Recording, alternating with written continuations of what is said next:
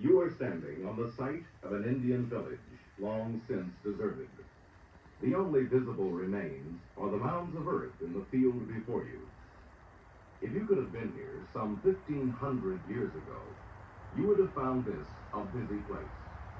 The air filled with the babble of children, the admonitions of mothers, and the many other sounds of daily life.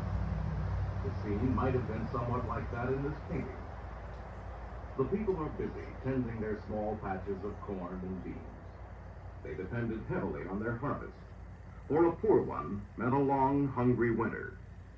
They supplemented the products of their fields with food obtained from the nearby forest. Hunters, when fortunate, returned with deer, opossum, or other animals. Honey locust pods, hickory nuts, and acorns were gathered and eaten, or stored away against lean times.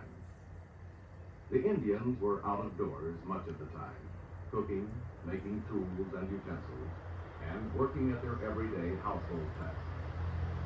During summer, a simple lean-to provided shade on hot afternoons, also shelter from occasional rains.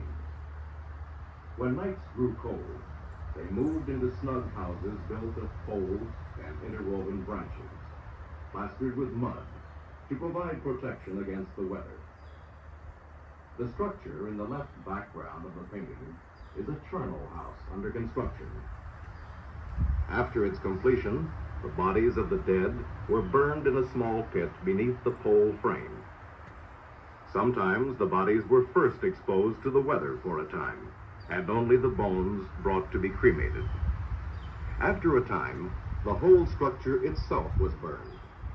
Then the remains of cremations, and also bodies which had not been burned, were laid in the ashes. After placing many tools and ornaments with the burials, the Indians mounded the area with earth. When it was finished, it resembled the completed mound at the right. In time, the Indians moved elsewhere and abandoned this town. It lay undisturbed for many centuries, until the early 1800s, when another group, the Chickasaw, came. How long they stayed is unknown, perhaps just long enough to bury some of their dead in the nearby field.